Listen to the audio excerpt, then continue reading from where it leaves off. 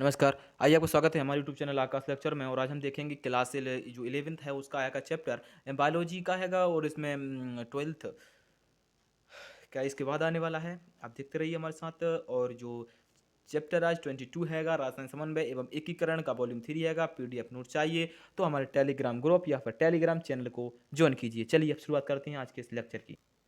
चलिए, ये देखना था हमें यहाँ सबसे पहले।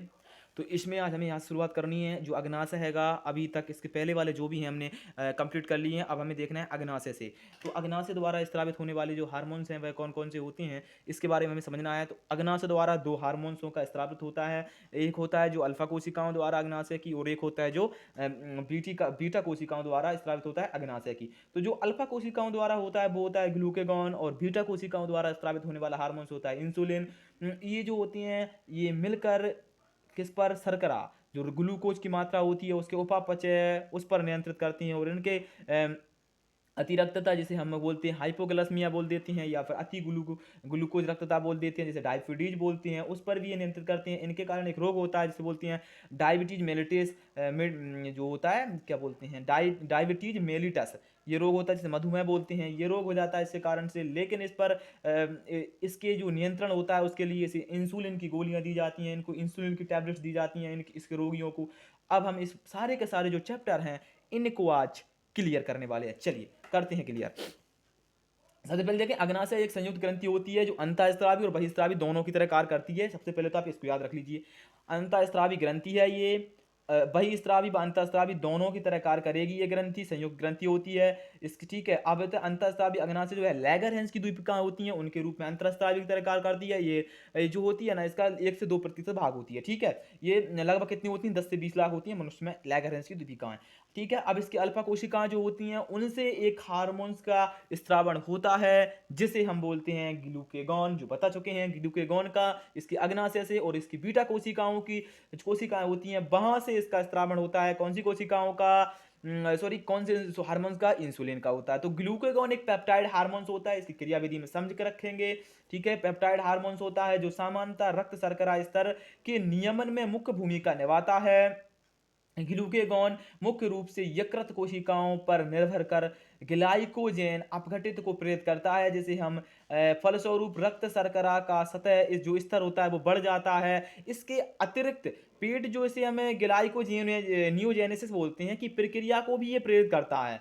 ठीक है, जिसमें क्या होता है जो हाइपरग्लाइसीमिया है यानी अति ग्लूकोज रक्तता होती है, और ग्लूकोज कोशिकाएं शर्करा में अभिग्रहण और उसके उपयोग को कम कर देती हैं। मतलब उसको ग्रहण करना और उसके जो ग्लूकोज है उसके ग्रहण करना और उसके जो उपयोग है उसको कम कर देती है। जैसे हाइपरग्लाइसीमिया जो है, ग्लाइकोलिसिस हार्मोन्स होता है ना, उसमें जो गड़बड़ी आ जाती है, गड़बड़ी आ जाती है उसके कारण से ये हो जाता है। कौन सा रोग जो हैगा, हाइपरग्लाइसीमिया, इसके कारण से एक रोग हो जाता है। या हाइपरग्लाइसीमिया को नियंत्रित करने के लिए इंसुलिन की क्या दी जाती हैं, टैबलेट्स दी जाती हैं। ये देखिए, अब इसमें देखो लंबी अवधि तक जो हाइपरग्लाइसीमिया है, अति ग्लूकोज रक्तता बने रहने के कारण डायबिटीज मेलिटस मधुमेह बीमारी हो जाती है, जो कि मूत्र के साथ शर्करा का जो ह्रास या हानिकारक जो भी पदार्थ जैसे कि कीटोज बॉडीज का निकलना, ये जुड़ी जो मधुमेह की जो बीमारियां होती हैं वो इंसुलिन द्वारा सफलतापूर्वक उपचार की जाती हैं।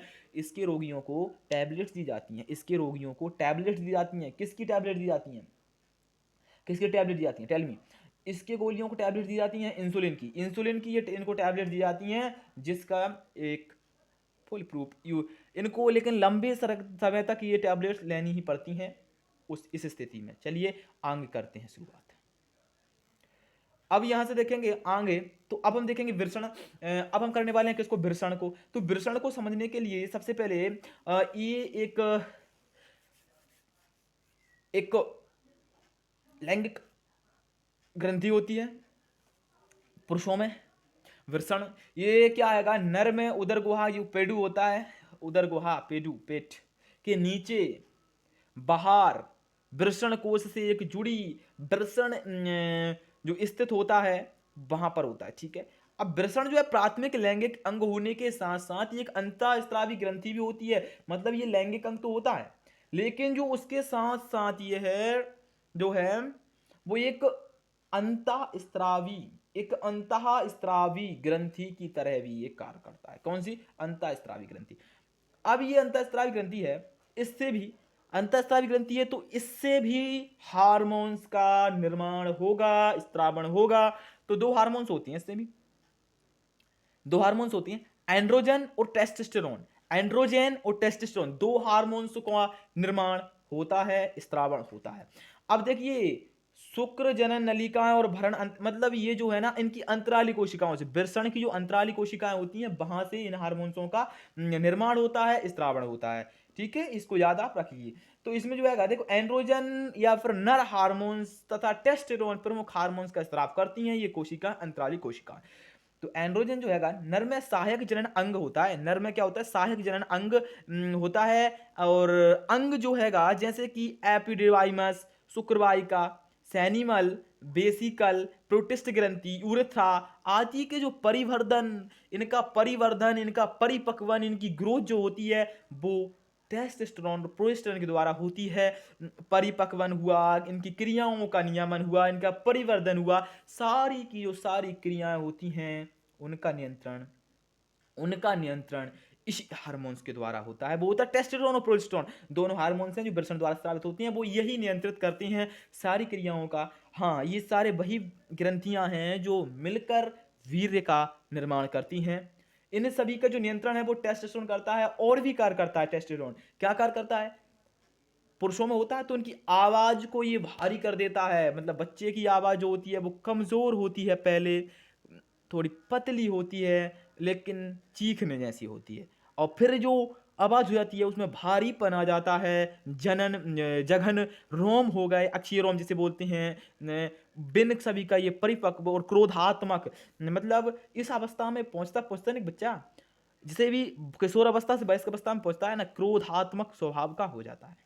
वो इसी हार्मोन्स की वजह से होता है। और उसकी अस्थियां हैं ये भी मजबूत हो जाती हैं इसी हार्मोन की वजह से, टेस्टोस्टेरोन।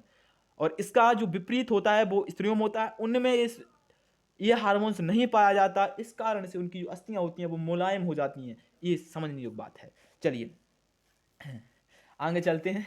तो इसमें है उत्तेजित और क्रोधित हो जाता है। चलिए अब जो एंड्रोजन है केंद्रीय तंत्रिका तंत्र का कार्य कर जो नर लैंगिक व्यवहार होती है ना, जैसे लिबिडो तंत्र में क्या होता है, ये हाइपोथैलेमस जो होता है अग्र मस्तिष्क का, हाइपोथैलेमस जो भाग होता है ये ताप नियंत्रण, यौन इच्छा, क्रोध सभी पर ये नियंत्रित करने वाला जो भाग होता है ना, ये अग्र मस्तिष्क का ये हाइपोथैलेमस, वो इस लिबिडो तंत्र के साथ मिलकर वह यौन इच्छा, यौन मनोभावना जो सारी की सारी होती हैं उनको पैदा करता है और नियंत्रित करता है।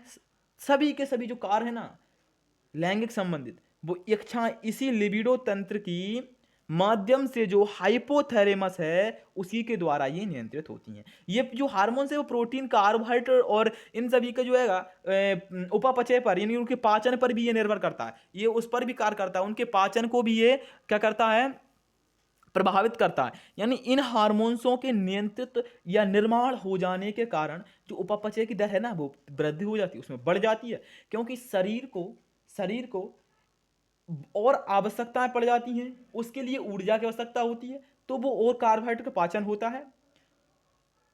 जो लिबिडो तंत्र है इसके द्वारा शरीर की जो ऊर्जा है उसका बहुत बड़ा भाग जो है की क्षति होती है ऊर्जा की। तो वो उन सभी की पूर्ति करने के लिए ये पाचन और कार्बोहाइड्रेट जो है उसके उपपचय को बढ़ाएगा, उससे अवशोषित करेगा, तो उसको भी ये प्रभावित करता है। कौन सा, लिबिडो तंत्र का जो हार्मोन्स होती है ना, जो टेस्टोस्टेरोन प्रोजेस्टेरोन, उस सॉरी प्रोजेस्टेरोन नहीं, एस्ट्रोजन और टेस्टोस्टेरोन ये उपापचय की दर को भी प्रभावित करती है। चलिए अब आगे चलते हैं, अब आगे देखेंगे। तो इसमें क्या देखेंगे कि जो अंडाशय है, अब ये स्त्री जनन तंत्र का एक भाग होता है, एक ग्रंथि होती है, इसको देखिए। अब इसमें क्या हैगा, अब ये मादाओं के उदर भाग नहीं था, उदर भाग के नीचे था ये उदर भाग में जो अंडाशय का एक युग्म जिसे जोड़ा बोलते हैं, ठीक है, वह पाया जाता है। अंडाशय एक जो है प्राथमिक मादा लैंगिक अंग होता है, ये एक प्राथमिक लैंगिक अंग होता है जो प्रत्येक मासिक चक्र, आवर्त चक्र जिसे बोलते हैं, आर्तव चक्र या मासिक चक्र या मेंस्ट्रुअल साइकिल जिसे बोलेंगे, उसके चक्र में एक अंडे, एक ओवा जो उसे बोलेंगे अंग्रेजी में क्या बोलेंगे, अंग्रेजी में ओवा। एक ओवा का क्या होता है, उत्पादन होता है। इसके अतिरिक्त अंडाशय जो है दो प्रकार की स्टीराइड हार्मोन्स, ये भी दो स्टीराइड हार्मोन्स का निर्माण करेगा। जो वृषण था वह भी दो स्टीराइड, ये स्टीराइड मतलब जो भी हार्मोन्स चिकनी ग्रंथियों से निकलते हैं, चिकनी कोशिकाओं से निकलते हैं, वह सभी के सभी जो हैं स्टीराइड हार्मोन्स होते हैं। तो ये स्टीराइड हार्मोन्स हो गए, याद रखने का तरीका हो गया, स्टीराइड हार्मोन्स हैं ये। स्टीराइड जो स्टीराइड हार्मोन्स कौन सा, एस्ट्रोजन, इसके वृषण से कौन सा निकला था, एंड्रोजन।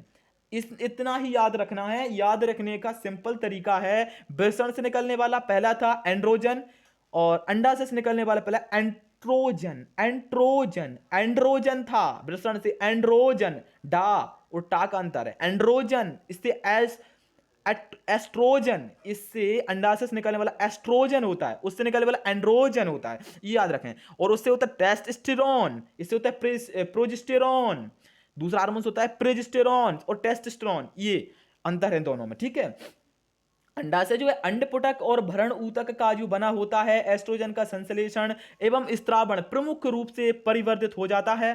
जो हो रहे जो अंडाशयी पुटिकों द्वारा होता है, और अंडोस्तर के पश्चात ये विखंडित पुटिका जो कार्पस लुटियम जिसे बोलती हैं, हाँ, इनका जो स्त्रावण होता है ना, यहाँ पर निर्माण होता है ना प्रोजेस्टेरोन एस्ट्रोजन का, वो कार्पस लुटियम में ही होता है। इसको आप याद रखिए, ये कार्पस लुटियम से ही स्त्रावित होने वाले हार्मोन्स होते हैं।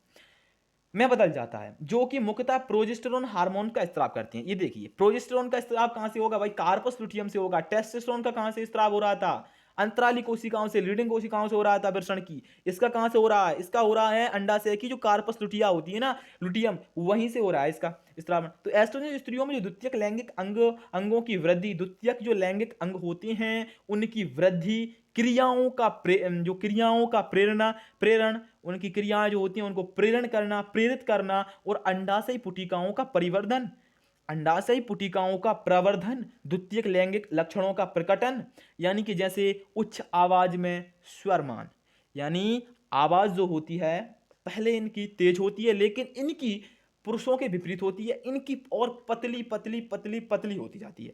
इस अवस्था में पहुंचते पहुंचते, वयस्क अवस्था में पहुंचते पहुंचते, वो टेस्टोस्टेरोन के अभाव के कारण और प्रोजेस्टेरोन की उपस्थिति के कारण होता है। इसको याद रखिए। चलिए ठीक है, ये तो हो गया। अब इसमें और देखना है कि जो एस्ट्रोजन स्त्रियों के जो लैंगिक व्यवहार का नियमन कभी करता है, उनका ये नियमन करता है, ये सिंपल बात है। अब आता है प्रोजेस्टेरोन जो है प्रसवता में सहायक होता है। प्रसवता यानी कि पास्चुरेशन, जो पास्चुरेशन होता है ना, उसमें भी ये सहायक होता है। पास्चुरेशन में भी ये सहायक होता है हार्मोन। कौन सा, प्रोजेस्टेरोन जो है पास्चुरेशन, प्रसव जिसे बोलते हैं, उसमें भी ये महत्वपूर्ण भूमिका निभाता है। प्रोजेस्टेरोन दुग्ध ग्रंथियों पर भी कार्य कर दुग्ध संग्रहण, यानी कुपिकाएं होती हैं दुग्ध ग्रंथियों में, कुपिकाएं होती हैं, उनको ये उनका निर्माण करता है, दुग्ध स्त्रावण करता है, वह हार्मोन्स प्रोजेस्टेरोन से ही होता है। वैसोप्रेसिन उस पर नियंत्रण करता है, लेकिन प्रोजेस्टेरोन उसको स्त्राव को बढ़ा देता है। इसी अवस्था में दुग्ध स्त्रावण प्रारंभ होता है। जो प्रोजेस्टेरोन एक हार्मोन जो है ना, वो पूरी जो लैंगिक क्रियाएं होती हैं उन पर ये क्या करता है, नियंत्रण करता है। चलिए अब हम देखेंगे अगला है कि इसमें हृदय, वृक्क और जठर आंतरीय पथ के हार्मोन्स, यानी हृदय, वृक्क और जठर आंतरीय जो पथ में, ये हार्मोन जो है ये अंतरास्त्रावी ग्रंथियां नहीं हैं, ये अंतरास्त्रावी ग्रंथियां नहीं है, लेकिन यह अंतरास्त्रावी ग्रंथियों की तरह कार्य करने वाले अंग हैं, शरीर के पार्ट हैं शरीर के। चलिए अब इसमें जो पहला आएगा ना, वो आएगा हृदय के बारे में समझेते हैं। तो हृदय से एक हार्मोन्स का निर्माण होता है, वो होता है एड्रियल नेट्रियूरेट कारक जिसे बोलते हैं, वह हार्मोन्स है इसके द्वारा स्त्रावित, हृदय द्वारा। चलिए पढ़ते हैं, इसको समझ में आ जाएगा। अब तक आप अंतःस्रावी ग्रंथियों और उनके हार्मोन्सों के बारे में समझ चुके होंगे। यद्यपि पहले इंगित किया जा चुका है कि हार्मोन्स का स्त्राव कुछ अंगों द्वारा भी होता है जो अंतःस्रावी ग्रंथियां नहीं हैं। ये अंतःस्रावी ग्रंथियां नहीं हैं, ये शरीर के पार्ट्स हैं, पर ये अंतःस्रावी ग्रंथियों की तरह हार्मोन्स का स्रावन करते हैं। उदाहरण के लिए हृदय की जो आलंद भित्ति होती है के द्वारा एक जो हैगा पेप्टाइड हार्मोन्स का स्रावन होता है। पेप्टाइड हार्मोन्स का स्रावन होता है इसके द्वारा। ये स्टेरॉयड हार्मोन्स का निर्माण नहीं कर रही हैं, ये कर रही हैं पेप्टाइड हार्मोन्स का निर्माण। ठीक है, जिसे बोलते हैं एड्रियल नेट्यूरेट कारक, ये बता चुके हैं हम। यह रक्त दाब को कम कर देता है। रक्त दाब होता है ना, रक्त ब्लड प्रेशर को कम करने वाला ये कारक होता है। जब रक्त दाब बढ़ जाता है तो जो ANF के स्त्राव और इनकी क्रियाओं के फलस्वरूप जो रक्त वाहिनियां हैं वो वाष्परित हो जाती हैं तथा रक्त दाब को कम कर देती हैं। इसको आप समझ लीजिए, ये रक्त दाब को क्या कर देती हैं, कम कर देती हैं।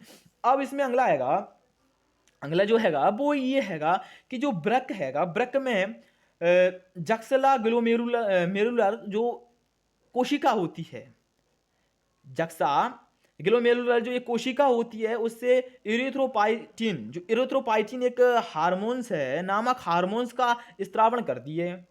अभी जो कि रक्त उत्पत्ति यानी जो आरबीसी के निर्माण में ये मुख्य भूमिका निभाते हैं, आरबीसी के निर्माण में को प्रेरित करती हैं। ये हार्मोन्स आरबीसी के निर्माण को भी प्रेरित करता है। किसके निर्माण को? आरबीसी के निर्माण को ये प्रेरित करता है। जठरांत्रिय पथ के विभिन्न भागों में उपस्थित अंतःस्रावी कोशिकाएं 4 मुख्य पेप्टाइड हार्मोन्स का स्त्रावण करती हैं, गैस्ट्रीन, सेक्रेटिन और 4 हार्मोन्स का स्त्रावण करती हैं। सोच लीजिए, गैस्ट्रीन, सेक्रेटिन और कोलिस्टोकाइनिन और जठर अवरोधनी जो पेप्टाइड होता है जैसे GIP, गैस्ट्रीन जठर, जो गैस्ट्रीन एक एक कर समझेंगे। गैस्ट्रीन जठर ग्रंथियों का पर कार्य कर जो हाइड्रोक्लोरिक अम्ल जैसे पेप्सिनोजन के स्त्राव को प्रेरित करता है। ये पेप्सिनोजन के स्त्राव को क्या करता है? प्रेरित करता है। सेक्रेटिन बहिस्रावी अग्नाशय पर कार्य करता है और जल तथा बाइकार्बोनेट आयनों के स्त्राव को भी ये प्रेरित करता है। जो बाइकार्बोनेट आयन होते हैं उनके स्त्राव को भी ये, उनके निष्कासन को भी ये प्रेरित करता है।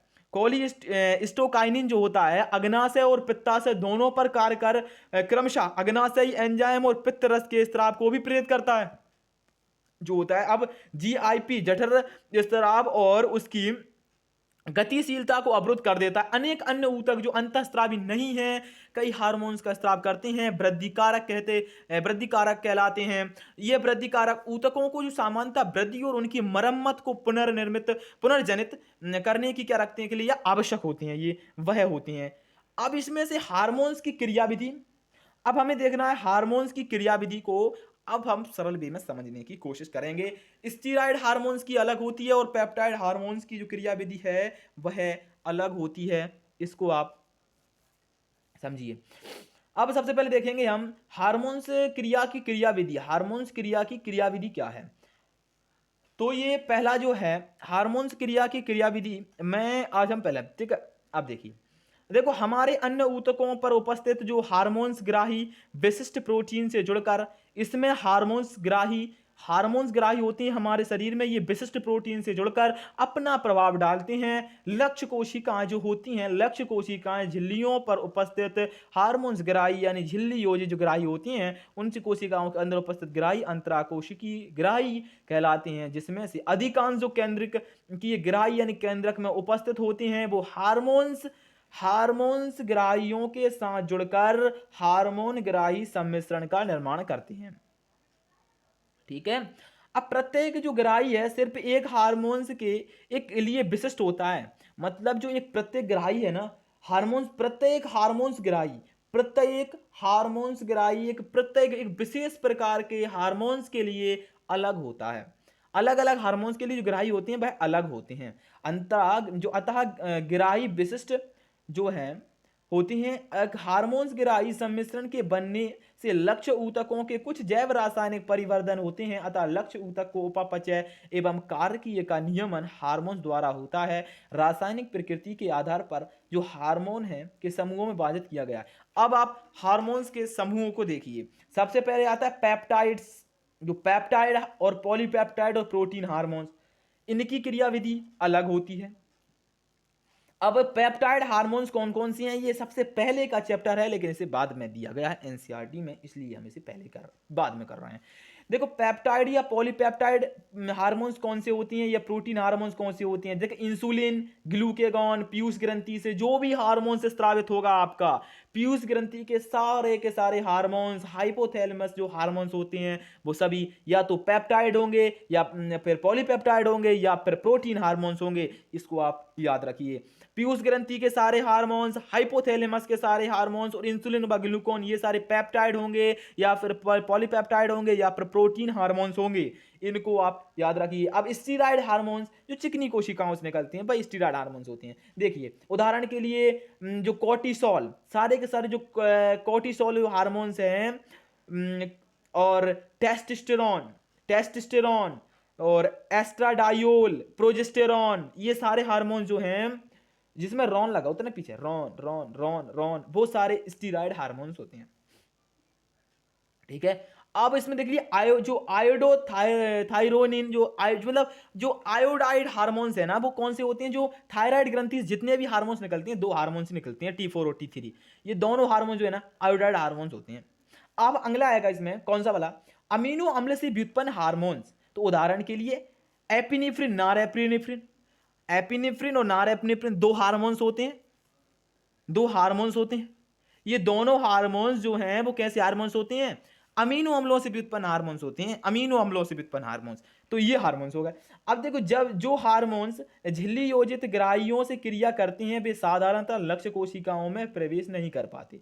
मतलब ऐसे हार्मोन्स जो ग्राहियों की माध्यम, ग्राही होती है ना, ग्राहियों के द्वारा जो कोशिकाओं में प्रवेश करते हैं ना, वो जो है वो है हार्मोन्स कोशिकाओं में प्रवेश नहीं कर पाती। जो ग्राहियों के जुड़कर अंदर प्रवेश करने की कोशिश करती हैं कोशिकाओं में, वे कोशिकाओं में प्रवेश ही नहीं कर पाते।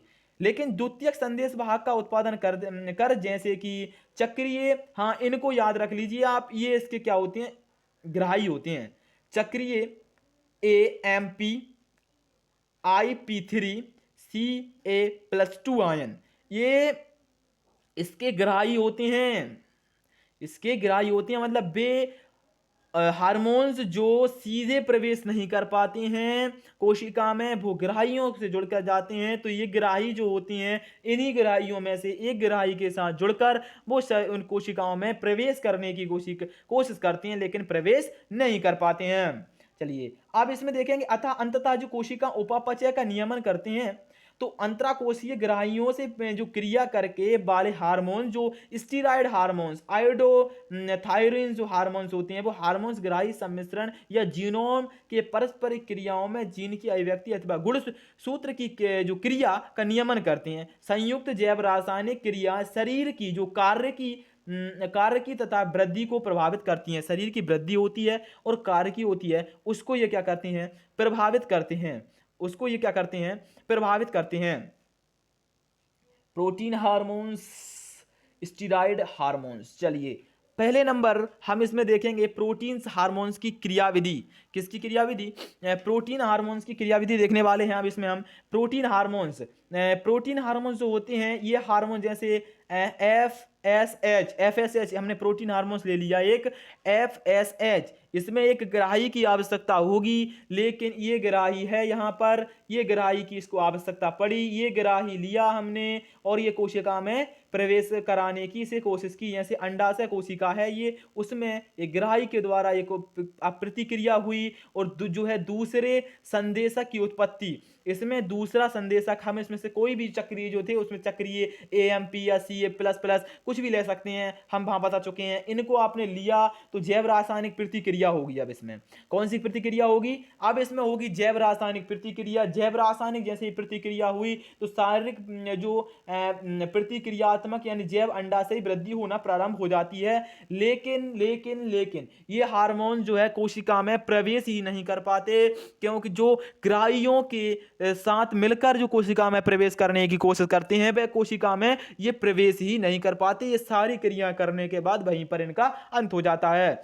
अब देखेंगे हम इस कोशिका को, अब हम देखेंगे इन हार्मोन्स को। अब जो इस तरह से जो एक ग्राहियों को लेकर ग्राहियों के साथ प्रवेश करते हैं कोशिका में, वह सारे के सारे प्रोटीन हार्मोन्स होती हैं, लेकिन जो मतलब जो ये इस प्रकार की क्रिया करते हैं वो प्रोटीन हार्मोन्स होते हैं, पेप्टाइड हार्मोन्स होते हैं, पॉलीपेप्टाइड हार्मोन्स होते हैं। जो पीयूष ग्रंथि के जो सारे के सारे जो हार्मोन्स है ना, वो इसी तरह की क्रिया विधि को दर्शाते हैं, वो इसी क्रिया विधि को करते हैं, वो यही क्रिया विधि करते हैं। इस क्रिया विधि के द्वारा वो अपने हार्मोन्सों का निर्माण करते हैं, अपने सारी क्रियाएं करती हैं इस क्रिया विधि द्वारा। जो एक ग्राही के रूप में कोशिका में प्रवेश, ग्राही के साथ मिलकर कोशिका में प्रवेश करने की कोशिश करती है, लेकिन वह प्रवेश नहीं कर पाती है। इसको याद रख लीजिए आप। अब ये क्रिया विधि जो है उन हार्मोन्स की है जो ना तो स्टीराइड है, ना जो स्टीराइड है, ना पेप्टाइड है, ना पॉलीपेप्टाइड है, और ना प्रोटीन है। ये हार्मोन्स होते हैं उन कोशिकाओं की जो चिकनी कोशिकाओं से स्त्रावित जो भी हार्मोन्स होते हैं वो इसी प्रकार की क्रियाविधि को प्रदर्शित करती हैं, यही क्रियाविधि करती हैं। जैसे हार्मोन, जैसे कि एस्ट्रोजन है, कोई एस्ट्रोजन हार्मोन हमने ले लिया। एस्ट्रोजन कहाँ होता है? ये अंडाशय की जो होती हैं कोशिकाएं, कार्पस लुटियम, उससे स्रावित हार्मोन्स है। अब इस हार्मोन्स को हम गर्भाशय की कोशिका भित्ति में प्रवेश करा रहे हैं, तो ये बिना किसी ग्राही के सीधे प्रवेश कर जाता है और ये जाकर हार्मोन्स ग्राही कॉम्प्लेक्स का निर्माण करता है। हार्मोन्स ग्राही कॉम्प्लेक्स का निर्माण वही हार्मोन कर सकते हैं जो बिना किसी ग्राही के शरीर में प्रवेश करते हैं। अब इसमें जो हैगा ये केंद्रक हैगा इसका। अब जो ये जीनोम यानी कि डीएनए बना लेता है और आरएनए बना लेता है, ये प्रतिकृतिकरण को भी ये इस क्रिया विधि द्वारा हो सकता है। सारी एक प्रतिक्रियात्मक होता है, मतलब ऊतक वृद्धि एवं विभेदन, यहाँ सारी की सारी क्रियाएं होती हैं। मतलब वह हार्मोन्स प्रतिकृतिकरण कर सकता है जो बिना ग्राही के शरीर में प्रवेश करता है, शरीर में नहीं, कोशिका में प्रवेश करता है। वही हार्मोन्स जो है बिना वृद्धि के, बिना किसी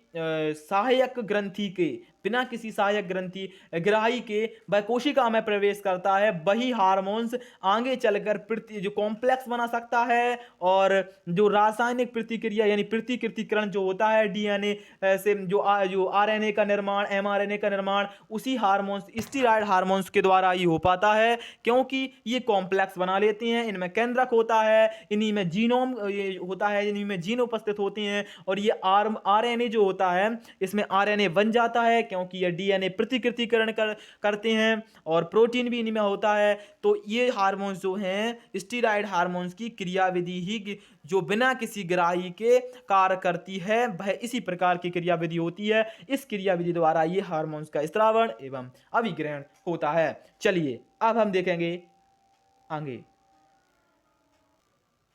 चलिए तो हो गया कंप्लीट। आज हम क्लास 11 को कंप्लीट ही कर चुके हैं, पूरा कंप्लीट हो चुका है आज के क्लास 11 द एंड। इसके पहले के जो सारे के सारे वीडियो हैं वो पहले उपलब्ध हैं, आप उनको जाकर देख सकते हैं, उनको जाकर आप कर सकते हैं। आज से 11th एंड 12th का आप 2 वीडियो रोज़ अपलोड हुआ करेंगे। आप इन पीछे सारे जो वीडियो नहीं देखे ना आपने, उन सारे वीडियो को आप देखें, बहुत इंपॉर्टेंट वीडियो हैं आज इससे पहले के जो हैं उन सभी को देखें।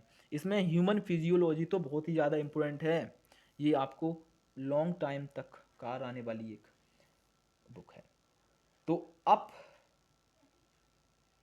आपसे मिलेंगे, ऐसा बात नहीं है। 11th के लिए भी अब और कुछ जो वीडियोस हैं एक आध दिन में एक गैप से आते रहेंगे, आप उसकी टेंशन ना लें। ऑब्जेक्ट तो अगर अभी तक आपने हमारे चैनल को सब्सक्राइब नहीं किया है तो चैनल को सब्सक्राइब कर लें, बेल आइकॉन को प्रेस कर लें, अधिक से अधिक लोगों तक वीडियो को शेयर करें। थैंक यू, धन्यवाद।